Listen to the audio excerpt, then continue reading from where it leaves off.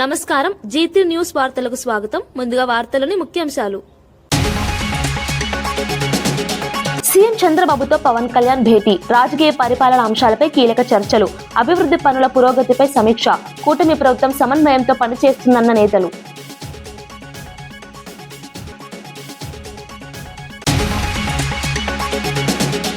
కాంగ్రెస్ పాలనపై ఎమ్మెల్సీ దాసోజు ఘాటు విమర్శలు, హామీలు అమలు కాకపోవడంపై ప్రశ్నలు, పరిపాలనలో అనుభవలేమి స్పష్టమైన వ్యాఖ్య, సీఎం సమాధానం చెప్పాలన్న డిమాండ్.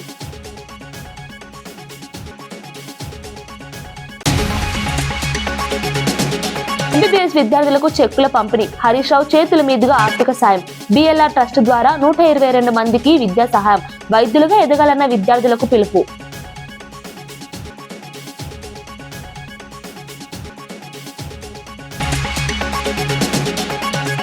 బీఆర్ నాయుడుపై రాచమల్లు తీవ్ర ఆగ్రహం, భగవద్గీత వ్యాఖ్యలపై రాజీనామా డిమాండ్, లడ్డు కల్తీ ఆరోపణలపై ఘాటు విమర్శలు, బాధితాయుత వ్యక్తిని నియమించాలన్న విజ్ఞప్తి.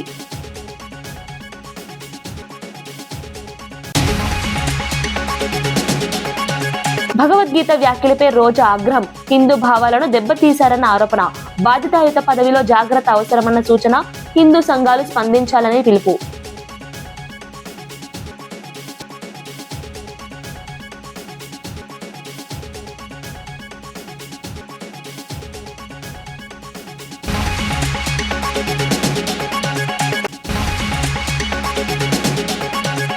జగిత్యాల రైతు బజార్లో 22వ వార్డు ఇండిపెండెంట్ కౌన్సిలర్ భర్త ఏసీఎస్ రాజు మద్యం మత్తులో హంగామా సృష్టించిన ఘటన కలకలం రేపింది. అక్కడ వ్యాపారం చేస్తున్న ఓ వర్గం వ్యాపారులతో వాగ్వాదానికి దిగిన ఆయన అసభ్య పదజాలంతో దూషిస్తూ ఇక్కడ వ్యాపారం చేయవద్దని బెదిరించినట్లు ఆరోపణలు ఉన్నాయి. తాను ఎమ్మెల్యే పంపిన ప్రజాప్రతినిధినని, లైసెన్సులు చెక్ చేయడానికి వచ్చానని చెబుతూ దురుసుగా ప్రవర్తించినట్లు బాధితులు తెలిపారు. ఈ ఘటనపై వ్యాపారి షేక్ మహమ్మద్ ఫిర్యాదు మేరకు పోలీసులు కేసు నమోదు చేశారు. ఘటనకు సంబంధించిన వీడియోలు సామాజిక మాధ్యమాల్లో వైరల్ కావడంతో ప్రజల్లో చర్చనీయాంశమైంది. పోలీసులు దర్యాప్తు ప్రారంభించి నిజానిజాలు తెలుసుకుంటున్నారు. ప్రజాప్రతినిధులకు సంబంధించిన ఈ ఘటనపై స్థానికంగా తీవ్ర ఆగ్రహం వ్యక్తమవుతోంది.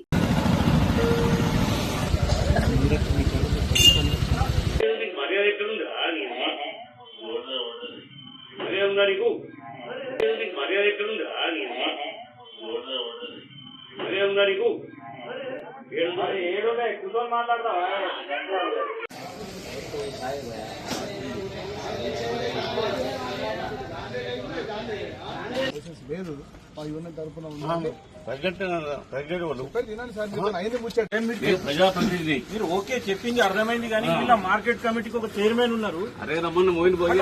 వచ్చినాక వాళ్ళు మాట్లాడుతున్నారు. మీకు సంబంధించిన విషయం మాట్లాడతారు సార్, మీకు సంబంధం లేని విషయం సార్.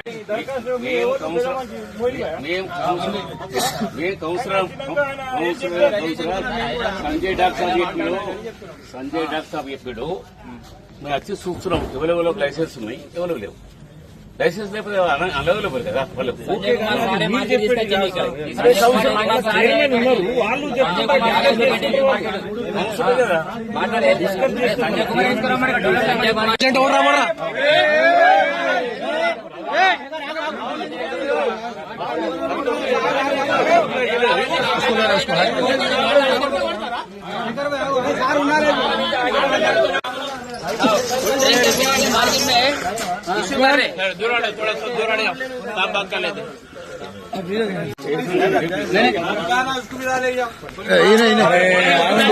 साथ में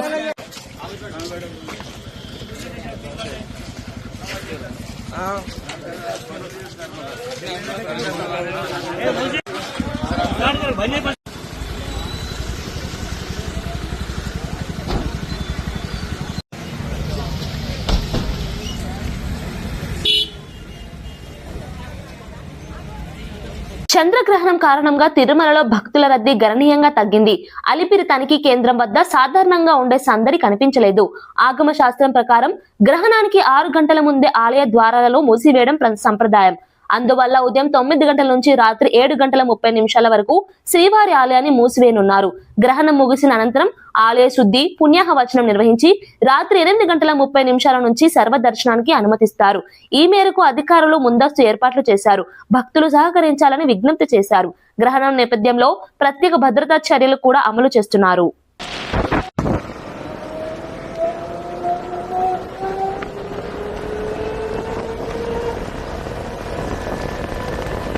మాజీ మంత్రి హరీష్ రావు చేతుల మీదుగా ఉప్పల్ ఎమ్మెల్యే బండారి లక్ష్మారెడ్డి ఎంబీబీఎస్ విద్యార్థులకు చెక్కులు అందజేశారు. బిఎల్ఆర్ చారిటబుల్ ట్రస్ట్ పేరిట 7 వైద్య విద్యార్థులకు ఆర్థిక సహాయం అందించారు. ప్రస్తుత విద్యా సంవత్సరంలోనే 122 మంది వైద్య విద్యార్థులకు వారి విద్యా ఖర్చుల కోసం సాయం అందించినట్లు తెలిపారు. ఆర్థిక ఇబ్బందుల వల్ల చదువు ఆగిపోకుండా సహాయం చేస్తున్నామని చెప్పారు. విద్యార్థులు మంచి వైద్యులుగా ఎదిగి సమాజానికి సేవ చేయాలని ఆకాంక్షించారు. కార్యక్రమంలో పలువురు ప్రజాప్రతినిధులు, తల్లిదండ్రులు పాల్గొన్నారు.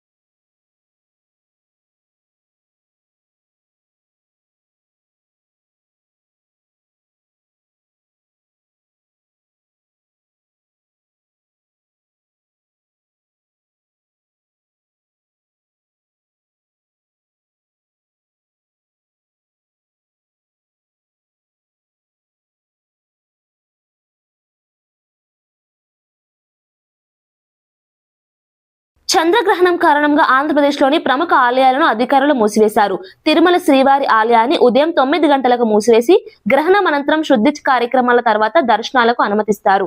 కాణిపాక వరసిద్ధి వినాయక స్వామి ఆలయం, విశాఖలోని సింహాద్రి అప్పన్న ఆలయాలను కూడా తాత్కాలికంగా మూసివేశారు. ఆర్జిత సేవలను రద్దు చేశారు. భక్తులు ఈ మార్పులను గమనించి సహకరించాలని అధికారులు కోరారు. గ్రహణం అనంతరం యథావిధిగా సేవలు ప్రారంభమవుతాయని తెలిపారు.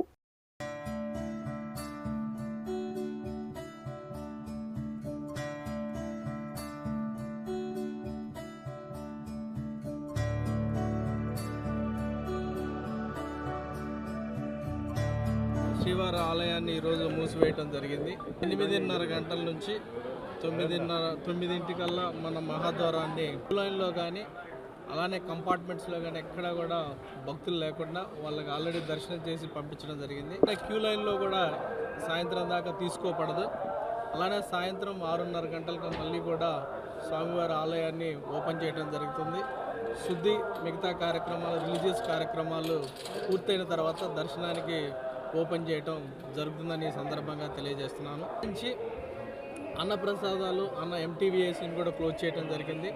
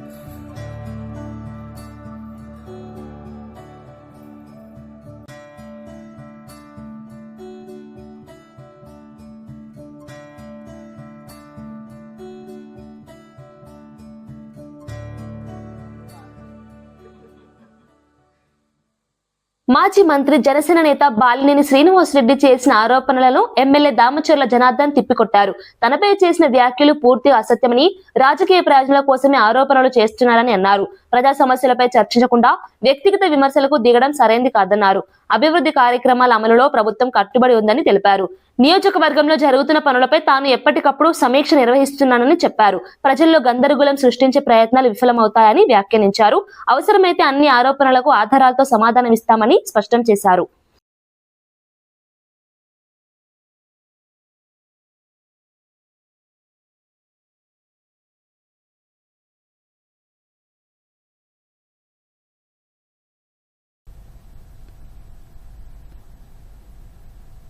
ఇటాలు లేకపోతే గుడికి వెళ్దాం అంటాలు అన్ని చిల్ల చేష్టల్లాగా ఉన్నాయి. అయ్యా నువ్వు ఇక్కడ ఉండు, హైదరాబాద్ లో కాదు. నువ్వు కూడా ఎన్డీఏ కూటమి మీద ఉన్నావు. ఏ ఇబ్బంది జరిగినా కూడా నువ్వు నిలదీయడానికి నీకు హక్కు ఉంది అని అంత క్లారిటీగా చెప్పాను నేను. మళ్ళా ఇవాళ వచ్చిన తర్వాత మళ్ళా నా దగ్గర అయ్యి ఉన్నాయి నేను అవి చెప్తాను ఈ చెప్తాను. ఎందుకు నాకు అర్థం కావట్లా. మెప్మాది ఆల్రెడీ ఎంక్వైరీ చేసాం, నారాయణ గారికి చెప్పాము. స్టేట్ గవర్నమెంట్ నుంచి కూడా ఎంక్వైరీ చేశారు. ఇక్కడ కలెక్టర్ గారు ఒక ముగ్గురిని కలిపి ఇక్కడ ఎంక్వైరీ చేశారు. ఇవాళ నీ గవర్నమెంట్ ఉంది, నువ్వు ఎమ్మెల్యేగా ఉన్నావు, నువ్వు ఎందుకు చేయలేకపోతున్నావు అంటే ఏంటి నాకు అర్థం కాల. నువ్వు ఎన్డీఏ గవర్నమెంట్ లో నువ్వు ఉన్నావు, నీకు ఆ మాత్రం రైట్స్ లేదా? మా ప్రభుత్వం వచ్చిన తర్వాత ఎక్కడ కబ్జాలు జరగలా, ఎక్కడన్నా కంప్లైంట్ వచ్చిందా ఒక్కటి చెప్పండి. చేసిన వాళ్ళ దగ్గర ఏమైనా ఎవిడెన్స్ ఉన్నాయా? వాళ్ళ దగ్గర ఏమైనా పట్టాలు ఉన్నాయా? వాళ్ళ దగ్గర కాగితాలు లేకుండా పోయి ఆక్యుపై చేశారా? రా ఫేస్ టు ఫేస్ కూర్చుందామని మొన్న కూడా చెప్పా. నీకు ఏదన్నా ఉన్నప్పుడు డౌట్ ఉంటే అడుగు. ఎక్కడన్నా జరిగితే పొరపాటు జరిగితే చెప్పు, దాని ప్రకారంగా నేను చెప్తాను. ఇదివరకు ఎట్లా చేసావా, నువ్వు ఉండేటప్పుడు నీ యాంకరంతో ఎంతమంది ఇబ్బందులు పడ్డారా, లేకపోతే మీ కొడుకు సుశీంద్రి వాళ్ళ గంజాయిలు తాగేసి అన్ని కుటుంబాలు నాశనం అయిపోయినాయా, మీ వాడు చేస్తున్న పనులకి నువ్వు చెప్పాలి. ఒక్కడ కన్నా కూడా పట్టాలు కరెక్ట్గా ఇచ్చావా? మేము పట్టాలు ఇచ్చేటప్పుడు కూడా చెప్పాము, ఈ దొంగ పట్టాలు ఫేక్ పట్టాలు నమ్మగాకండి అని ప్రజలకు తీసుకెళ్లాం. ఈ రోజు దానికి గవర్నమెంట్ వచ్చిన తర్వాత దాన్ని క్రాస్ చెక్ చేసి ఎంక్వైరీ చేస్తే 13,000 పట్టాలు ఫేక్ పట్టాలు. దాంట్లో ఇంకొక 60 ఎకరాలు అసలు రిజిస్ట్రేషన్ కాకుండానే అక్కడ కూడా పట్టాలు ఇచ్చేసావు. 450 ఎకరాలకి అక్విజిషన్ చేస్తే 500 ఎకరాలకి పట్టాలు ఇచ్చావు. చూసుకో అసలు నీకు ఎన్ని ఇచ్చారో ఏం చేశారో నీకు తెలిస్తే కాదు. అనంతపురంలో అంగన్వాడీ కార్యకర్తల సమస్యలను ప్రభుత్వం పట్టించుకోవడం లేదని సిఐటియు రాష్ట్ర ఉపాధ్యక్షుడు ఓబులు ఆగ్రహం వ్యక్తం చేశారు. అధికారంలోకి వచ్చి 18 నెలలు అయినా వేతనాలు, భద్రతా హామీలు, ఇతర డిమాండ్లపై స్పందించలేదని విమర్శించారు. అంగన్వాడీలు గ్రామీణ స్థాయిలో కీలక సేవలు అందిస్తున్నప్పటికీ వారికి తగిన గౌరవం ఇవ్వడం లేదన్నారు. భవిష్యత్తులో అంగన్వాడీలకు మద్దతుగా సిఐటియు ఆధ్వర్యంలో పోరాటాన్ని మరింత ఉధృతం చేస్తామని హెచ్చరించారు. ప్రభుత్వం వెంటనే చర్చలకు రావాలని డిమాండ్ చేశారు.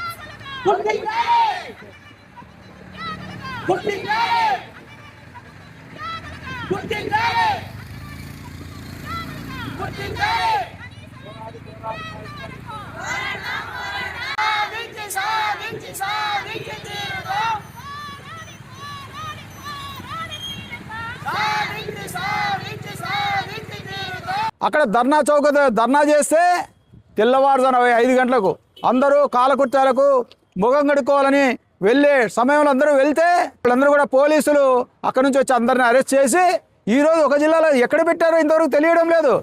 అంగన్వాడీ లీడర్లను 3 సంఘాలు కలిసి ఉద్యమం చేస్తున్నాయి, సంఘాల రాష్ట్ర నాయకులను. మరి ఈరోజు సిఐటి కార్యకర్తలు, అంగన్వాడీ కార్యకర్తలను పోలీస్ స్టేషన్లో తిప్పుతున్నారు. వారు పొద్దున్నే కాలకృత్యాలు పోవాల, కాలకృత్యాలకు కూడా మీరు పోనించరా? ఏం ప్రభుత్వం ఇది? అంతకుముందు చెప్పినాడు లోకేష్, గవర్నమెంట్ వస్తానే మా ప్రభుత్వంలో పోలీసుల అరెస్టులు ఉండవని. అక్రమ అరెస్ట్ కాక ఏమంటారు? శాంతియుతంగా వాళ్ళు ఏమన్నా చంద్రగ్రహణం సందర్భంగా కాకినాడ జిల్లా అన్నవరం సత్యదేవుని ఆలయ తలుపులు ఉదయం 10 గంటలకు మూసివేశారు. రేపు ఉదయం 5 గంటలకు సంప్రోక్షణ అనంతరం ఆలయాన్ని తిరిగి తెరవనున్నట్లు ఈవో త్రినాథరావు తెలిపారు. ఉదయం 6 గంటల నుంచి యథావిధిగా వ్రతాలు, దర్శనాలు, సేవలు ప్రారంభమవుతాయని చెప్పారు. గ్రహణం నేపథ్యంలో శాస్త్రోక్తంగా శుద్ధి కార్యక్రమాలు నిర్వహించనున్నట్లు వెల్లడించారు. టీటీడీ నుంచి 5 సహాయక సిబ్బందిని కేటాయించినట్లు తెలిపారు. భక్తులు సహకరించాలని కోరారు.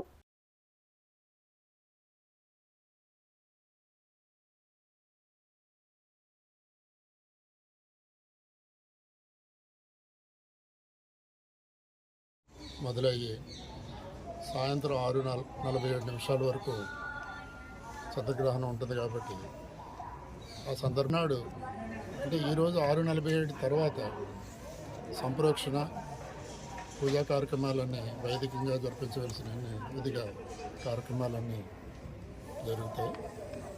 కాబట్టి భక్తులందరూ రేపు మార్నింగ్ నుంచే దర్శనానికి రావాల్సిందిగా కోరుచున్నాను. సీఎం క్యాంప్ కార్యాలయంలో ముఖ్యమంత్రి చంద్రబాబు నాయుడుతో ఉప ముఖ్యమంత్రి పవన్ కళ్యాణ్ భేటీ అయ్యారు. రాష్ట్రంలోని తాజా రాజకీయ పరిపాలన అంశాలపై చర్చించినట్లు సమాచారం. అభివృద్ధి పనులు, ప్రజా సమస్యలు, ప్రభుత్వ కార్యక్రమాల పురోగతిపై సమీక్ష జరిగిందని తెలుస్తోంది. కూటమి ప్రభుత్వం సమన్వయంతో పనిచేస్తుందని నాయకులు పేర్కొన్నారు. కీలక విధానాల అమలుపై ఇద్దరు అభిప్రాయాలు పంచుకున్నట్లు సమాచారం. ఈ భేటీకి రాజకీయ వర్గాల్లో ప్రాధాన్యం ఏర్పడింది.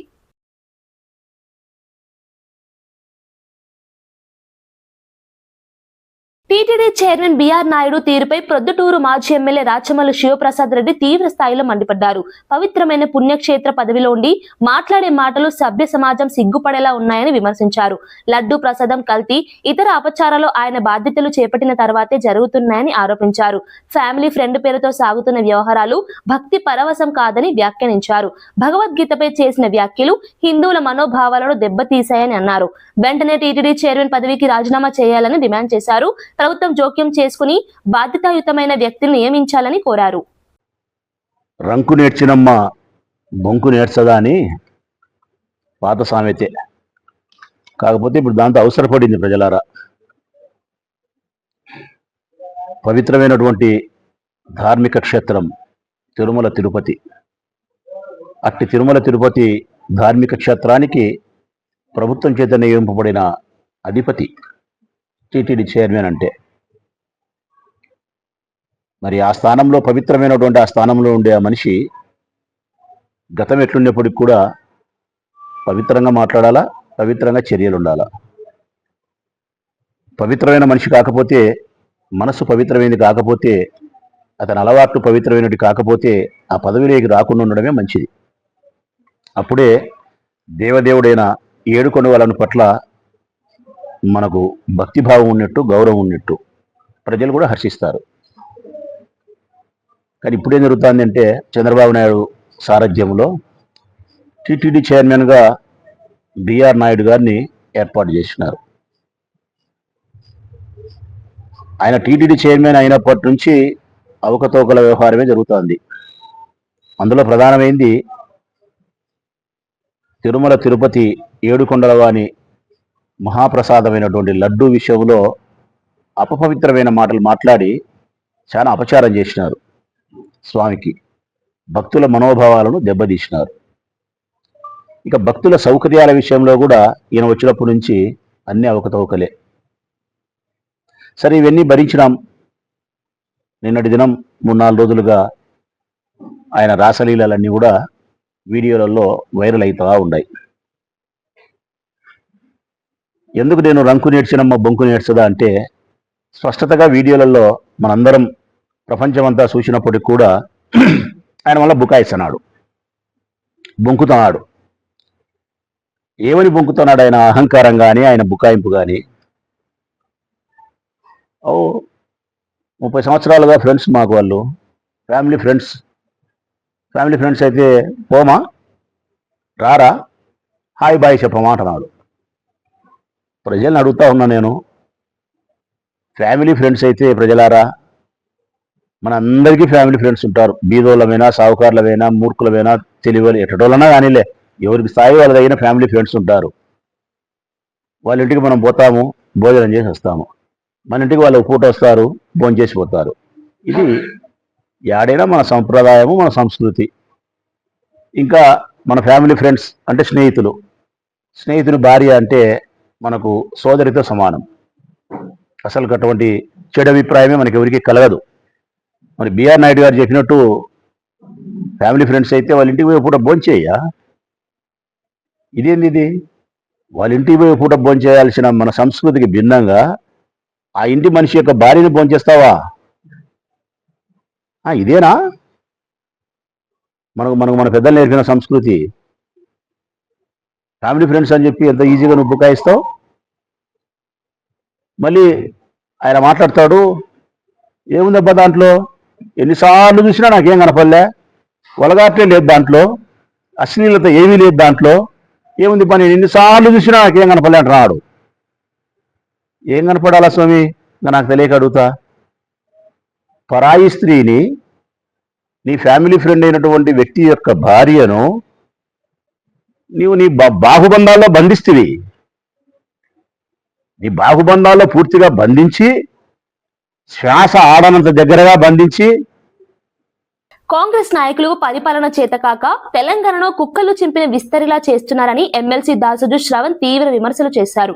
ఇది దోపిడీ ప్రభుత్వం, బాధ్యతారహిత పాలన అని ఆరోపించారు. ప్రజలకు ఇచ్చిన హామీలు అమలు కాకపోవడం, అభివృద్ధి పనులు నెమ్మదించడాన్ని ప్రస్తావించారు.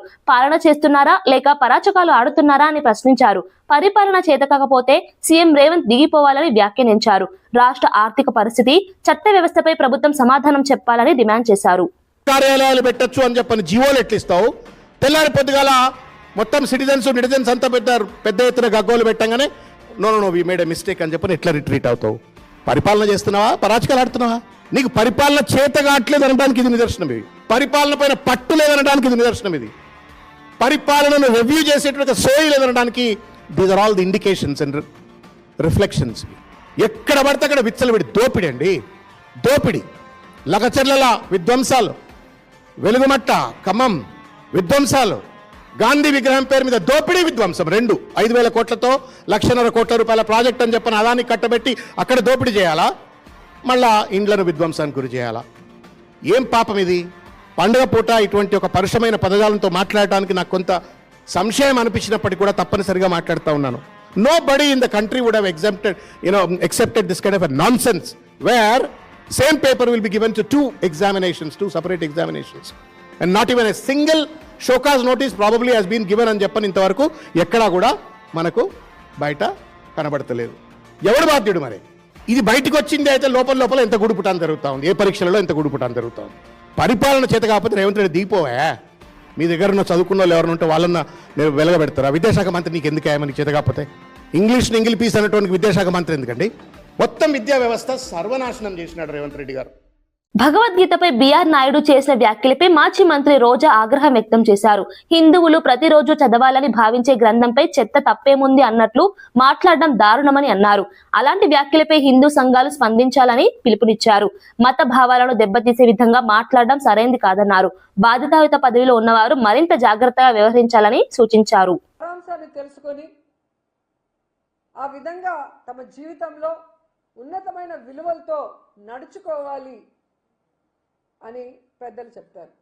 కానీ ఈ బిఆర్ నాయుడు అంటాడు సిగ్గు లేకుండా, వైఎస్ఆర్ వాళ్ళు 50 కోట్లు పెట్టి బుక్కులు కొట్టేశారు, అవన్నీ రూమ్లో వేస్ట్ ఉన్నాయి, అసలు ఆ భగవద్గీతలో ఏముంది చెత్త తప్ప అంటాడు. ఆ మూతి మీద 4 పట్ట వేయాలనిపించింది నాకు. ఎందుకంటే అలాంటి వాడు టీవీ5లో అసభ్యమైన వాటిని చూపించే మెంటాలిటీ ఉన్నవాడికి, అవి చూసే మెంటాలిటీ ఉన్నవాడికి, అవి చేసే మెంటాలిటీ ఉన్నవాడికి భగవద్గీత గొప్పదనం, భగవద్గీతలో ఉన్న సారాంశం ఎలా అర్థమవుతుంది? అందుకే దాంట్లో ఏమి లేదు చెత్త అంటున్నాడు. దీని మీద ఖచ్చితంగా హిందువులందరూ కూడా తిరగబడాలి. ముఖ్యంగా బీజేపీ వాళ్ళు, ధార్మిక సంస్థల వాళ్ళు, సంఘాల వాళ్ళు, అలాగే హిందూ సంఘాలు కూడా ఈ బిఆర్ నాయుడు మాట్లాడే మాటలకి స్పందించాలి, బుద్ధి చెప్పాలని కూడా నేను కోరుకుంటున్నాను. ఇరాన్ పై కొనసాగుతున్న ఆపరేషన్ ఎపిక్ ఫ్యూరీ మరో 4-5 వారాలు కొనసాగుతుందని అమెరికా వర్గాలు తెలిపాయి. ఇరాన్ అణ్వాయుధాల తయారీని ఆపడం లేదని ఆరోపించాయి. ఇరాన్ అణ్వాయుధాలు కలిగి ఉండడాన్ని అంగీకరించబోమని స్పష్టం చేశాయి. అమెరికాను లక్ష్యంగా చేసుకునే మిసైల్ వ్యవస్థ ఇరాన్ వద్ద ఉందని పేర్కొన్నాయి. ఆ మిసైల్ వ్యవస్థను నిర్వీర్యం చేయడమే లక్ష్యమని వెల్లడించాయి. ఈ ప్రకటనలతో అంతర్జాతీయ స్థాయిలో ఉద్రిక్తతలు మరింత పెరిగాయి.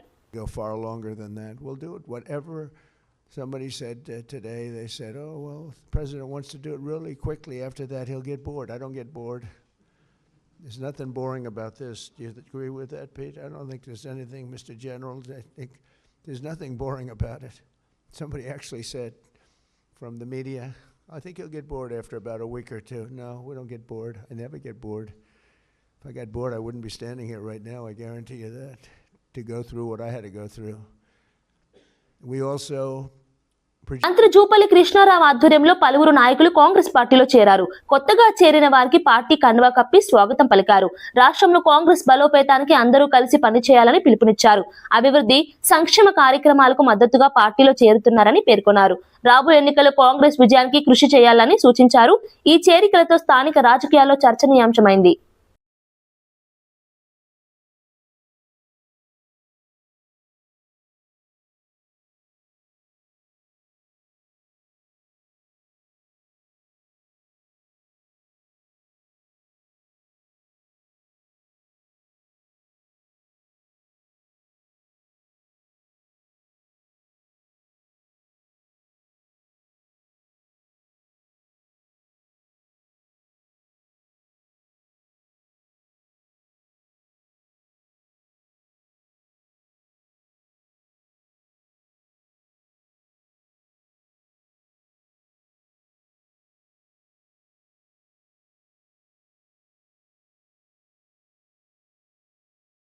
వార్తలు ముగించే ముందు ముఖ్యాంశాలు మరోసారి.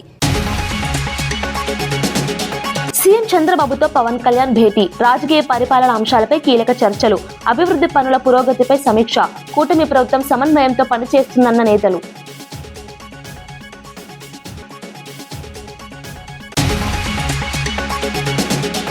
కాంగ్రెస్ పాలనపై ఎమ్మెల్సీ దాసోజు ఘాటు విమర్శలు, హామీలు అమలు కాకపోవడంపై ప్రశ్నలు, పరిపాలనలో అనుభవలేని స్పష్టమైన వ్యాఖ్య, సీఎం సమాధానం చెప్పాలన్న డిమాండ్.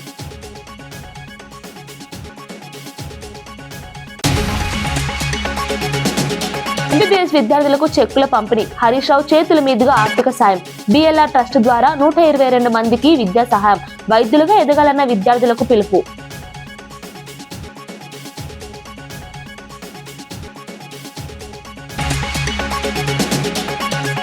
బీఆర్ నాయుడుపై రాచమల్లు తీవ్ర ఆగ్రహం, భగవద్గీత వ్యాఖ్యలపై రాజీనామా డిమాండ్, లడ్డు కల్తీ ఆరోపణలపై ఘాటు విమర్శలు, బాధితాయుత వ్యక్తిని నియమించాలన్న విజ్ఞప్తి.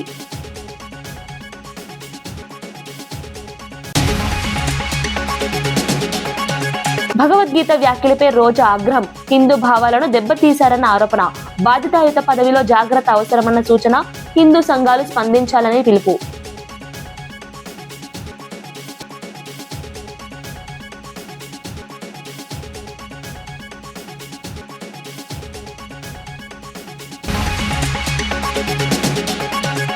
ఇవి ఈనాటి వార్తా విశేషాలు. మరో బులెటిన్లో మళ్ళీ కలుద్దాం. నమస్కారం.